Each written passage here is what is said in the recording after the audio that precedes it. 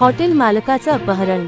भाग्यश्री हॉटेलच्या मालकाला रस्त्यातून उचललं आणि बेदम मारहाण। संपूर्ण घटना ऐका। नमस्कार मंडळी, आपण पाहत आहात मराठी न्यूज आणि आज आपण अशा एका खळबळजनक घटनेबद्दल बोलणार आहोत जी ऐकून तुमच्या अंगावर शहारे येतील।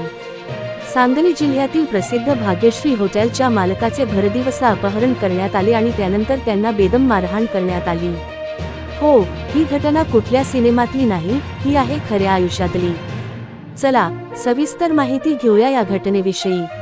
घटनेचा तपशील। ही घटना घडली रोजी संध्याकाळच्या सुमारास, जेव्हा भाग्यश्री हॉटेलचे मालक आपल्या नेहमीच्या कामावरून घरी परत जात होते। त्यावेळी काही अज्ञात लोकांनी त्यांना रस्त्यातच अडवले आणि जोरजबरदस्तीने एका काळ्या रंगाच्या SUV गाडीत ओढून घेतलं।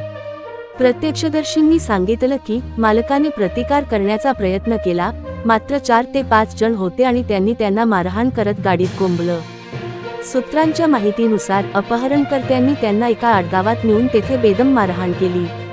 त्यांच्या शरीरावर गंभीर जखमा असून सध्या ते सांगलीच्या सिव्हिल हॉस्पिटलमध्ये उपचार घेत आहेत। डॉक्टरांनी सांगितले आहे की त्यांची स्थिती चिंताजनक आहे, पण सध्या स्थिर आहे। पोलीस तपास सुरू। घटनेची माहिती मिळताच सांगली पोलीस तातडीने घटनास्थळी पोहोचले आणि IPC 363 अपहरण, 307 हत्येचा प्रयत्न, 323 मारहाण अंतर्गत गुन्हा दाखल केला गेला आहे। पोलीस अधिकाऱ्यांनी सांगितले की परिसरातील CCTV फुटेज तपासले जात आहेत आणि काही संशयितांना ताब्यात घेण्यात आलं आहे।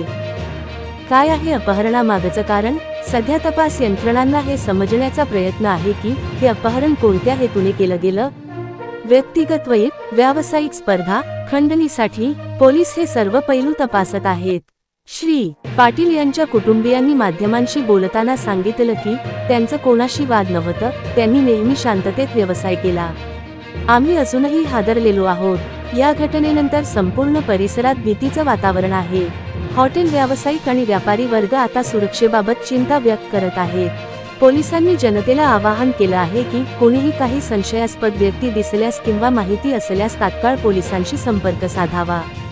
या घटनेने एक गोष्ट स्पष्ट केली आहे, कोणतीही व्यक्ती सुरक्षित नाही, अगदी छोट्या शहरात सुद्धा। अशा घटना पुन्हा होऊ नयेत यासाठी कठोर कारवाई आणि वेळीच उपाययोजना गरजेच्या आहेत।